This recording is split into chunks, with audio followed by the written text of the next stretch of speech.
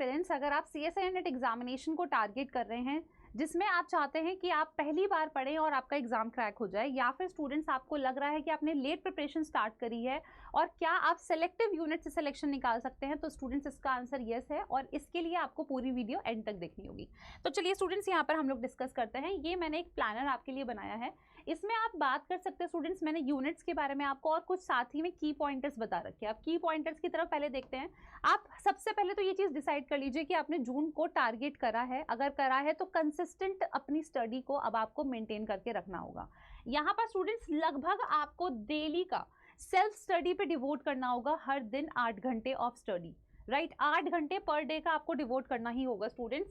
साथ ही में पॉजिटिव अप्रोच बना के रखनी है। काफ़ी ज़्यादा नेगेटिव चीज़ें दिमाग में आती है कि इतना कम वक्त है, प्रिपरेशन करना सही भी रहेगा, क्या हम दिसंबर को टारगेट करें? नहीं, अभी आप जून को ही टारगेट करिए, क्योंकि दिसंबर में there is a high chance कि चेंजेस जो है वो इंड्यूस हो जाए विद द, आप जैसे कि आपको पता है CSI और DBT मर्ज होने की बात हो रही है, तो there is a very high chance कि शायद चेंजेस दिसंबर ऑनवर्ड्स इंड्यूस हो जाए स्टूडेंट्स।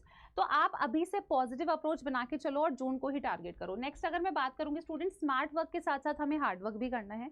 दोनों चीज़ें हो पाती हैं, बिल्कुल हो पाती है। Hard work in the sense कि अगर मैंने 8 घंटे की स्टडी को रखा है, अपना टाइम पीरियड रखा है, तो मुझे 8 घंटे पढ़ाई करनी है। Smart work in the sense कि मैं किन चीज़ों पर अपना टाइम जो है स्टूडेंट्स वो मैं इंक्लूड कर रही हूँ, किन चीज़ों के लिए मैं इंक्लूड कर रही हूँ टाइम यहाँ पर, कि क्वेश्चन प्रैक्टिस मेरी हो रही है, रिवीजन हो रहा है, या फिर मैं अपने कंटेंट को प्रॉपर्ली रिवाइज कर पा रही हूँ या नहीं। नेक्स्ट अगर हम बात करें स्टूडेंट्स, आप हर हफ्ते जितना भी पढ़ रहे हैं कोशिश करिए with in a span of 5 days और 7 डेज उस पूरे इंटायर 1 वीक का जो आपने पढ़ाई करा है उसको आपको रिवाइज करना ही करना है। अगर आपसे कोई क्वेश्चंस क्लिक आउट नहीं हुए हैं, मान लेते हैं आपने उसका सॉल्यूशन देखा, उसके बाद आप उसको समझ पाए हैं स्टूडेंट्स, बट एक हफ्ते के बाद मेक इंश्योर कि आप उसी क्वेश्चन को दोबारा से सॉल्व करें without even looking towards that solution. इससे ये इंश्योर हो जाएगा कि क्या आपको चीज़ें याद हो रही हैं, रिटेन हो रही हैं या नहीं हो रही हैं। तो आपको अपनी शॉर्ट टर्म मेमोरी को भी लॉन्ग टर्म मेमोरी में कन्वर्ट करना होगा। नेक्स्ट चीज सबसे ज़्यादा जो इंपॉर्टेंट रहती है कि प्रीवियस ईयर क्वेश्चन की प्रैक्टिस। प्रीवियस ईयर क्वेश्चन की प्रैक्टिस स्टूडेंट्स मैंडेटरी है यहाँ पर।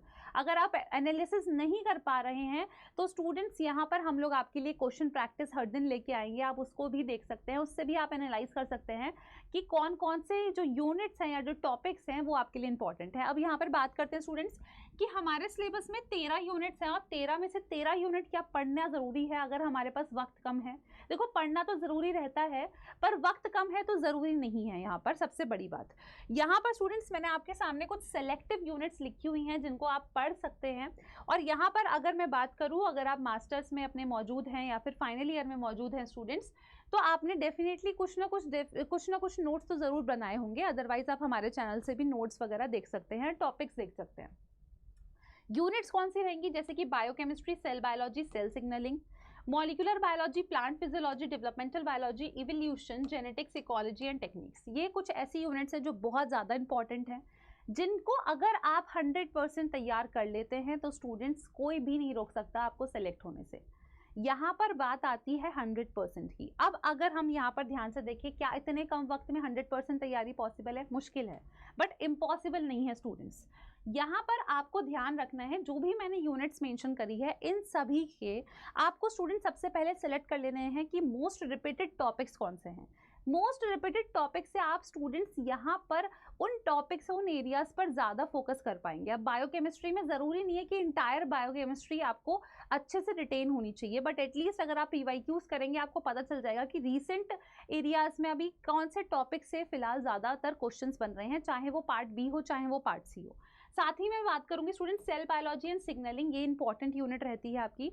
अब मैं यहाँ पर बात करती हूँ उन एस्पिरेंट्स के बारे में जिनको डिफ़िकल्ट लगती हैं एनालिटिकल यूनिट्स, जैसे कि आपकी बायोकेमिस्ट्री, मॉलिक्यूलर बायोलॉजी, ये थोड़ी कुछ आपकी एनालिटिकल यूनिट्स हैं जिसमें कुछ बच्चे डिफ़िकल्टी फेस कर सकते हैं और शायद अंत के वक्त में प्रॉपर्ली तैयार नहीं कर सकते हैं। तो इसमें स्टूडेंट्स मैं रिकमेंड करूँगी कि आप बायोकेमिस्ट्री ज़रूर पढ़ें, उनमें सेलेक्टिव टॉपिक्स पढ़ सकते हैं, जैसे कि रामाचंद्रन प्लॉट हो जाता है स्टूडेंट्स, जैसे कि एंजाइम काइनेमेटिक्स हो जाते हैं, जिससे आपके हमेशा क्वेश्चन बनते हैं, मेटाबॉलिज्म से क्वेश्चन बनते हैं, तो इन पार्ट्स को आपको अच्छे से पढ़ना ही पढ़ना है। साथ ही में cell biology and cell signalling आसान यूनिट है, जितना पढ़ाया जाता है उसी में से ही सवाल बनते हैं, तो आप स्टूडेंट्स इस यूनिट को भी अच्छे से पढ़ सकते हैं, रिटेन कर सकते हैं। लर्निंग वाली यूनिट रहती है। मॉलिक्यूलर बायोलॉजी अगर मैं मान के चल रही हूँ कि अगर आप थोड़ा सा आपको डिफिकल्ट लग रहा है, आपके पास वक्त कम है, तो आप उसको फॉर द टाइम पीरियड छोड़ सकते हैं, क्योंकि इसके क्वेश्चन थोड़े से डिफिकल्ट हो जाते हैं क्रैक आउट करना। बट अगर आप फिर भी इसमें मेहनत करना चाहते हैं, पार्ट बी के एटलीस्ट क्वेश्चन सिक्योर करना चाहते हैं, तो सभी एंजाइम्स के बारे में एक बार ध्यान से पढ़ लीजिएगा, उन सबकी लिस्ट बना लीजिएगा कि वो एंजाइम कहाँ पर किस वक्त कैसे काम करता है। नेक्स्ट अगर मैं बात करूँ plant physiology, again students it's a very theoretical unit, जिसमें अगर आप सभी चीज़ों को अच्छे से पढ़ लें तो आप यहाँ पर भी क्वेश्चंस को आसानी से क्रैक आउट कर सकते हैं। इसी के साथ साथ स्टूडेंट्स डेवलपमेंटल बायोलॉजी भी है, ये भी एक आपका आसान यूनिट है, जिसमें आपको बहुत सारे जीन्स के बारे में बताया जाता है, सब साथ ही में उसके म्यूटेशन केसेस को भी यहाँ पर डिस्कस करा जाता है। और स्टूडेंट्स सवाल जो है इसमें आजकल डायग्रामेटिकली भी बेस्ड आ रहे हैं, तो अगर आप इस यूनिट को भी अच्छे से तैयारी कर सकते हैं तो ज़रूर करिए, क्योंकि ये आपको स्कोरिंग यूनिट है स्टूडेंट्स। इसमें से भी पार्ट सी के क्वेश्चन आप आसानी से क्रैक कर सकते हो अगर आपके कॉन्सेप्ट क्लियर है तो। नेक्स्ट अगर हम बात करें evolution students it's a easy unit, इसमें थोड़ा सा एक ट्रिकी पार्ट आ जाता है जहां पर पॉपुलेशन जेनेटिक्स वाला पार्ट इंक्लूड हो जाता है, या फिर स्टूडेंट्स अगर मैं बात करूं हार्डी-विनबर्ग प्रिंसिपल जो है स्टूडेंट्स आपका इंक्लूड हो जाता है। हार्डी-विनबर्ग प्रिंसिपल स्टूडेंट्स ये बहुत ज़्यादा इंपॉर्टेंट है, पार्ट सी में आपका सेक्शन पार्ट सी में स्टूडेंट्स 4 नंबर के क्वेश्चन में ये आ जाता है आपका, और अभी रिसेंट ईयर में लगातार पूछा जा रहा है, तो बहुत इंपॉर्टेंट है।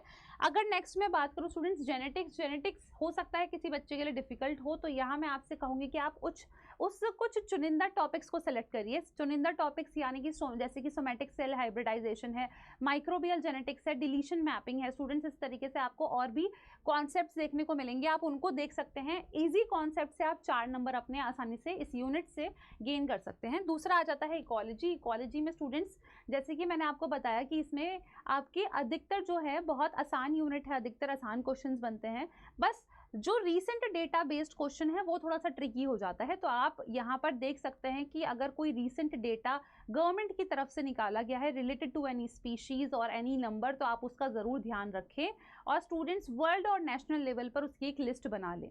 प्रीवियस ईयर क्वेश्चंस को आप देखेंगे, आपको यहाँ पर ये वाला पार्ट समझ में आ जाएगा। नेक्स्ट आ जाता है टेक्निक्स, तो टेक्निक्स यूनिट बहुत इंपॉर्टेंट रहती है।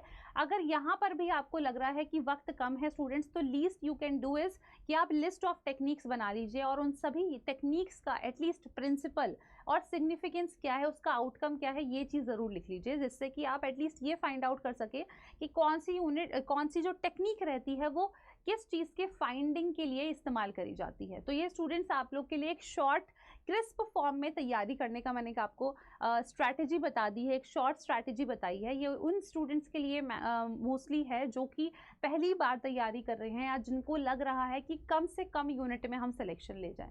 तो स्टूडेंट्स यहाँ पर अगर आप इन यूनिट्स को टारगेट करते हैं और जितना मैंने आपको कहा है उतना आप हर दिन फॉलो अप करते हैं, तो डेफिनेटली आपका सिलेक्शन होना तय है। और अगर इसके अलावा आपको कोई भी सवाल, कोई भी कंफ्यूजन है related to your preparation, students आप कमेंट बॉक्स में मेंशन कर सकते हैं। Thank you so much.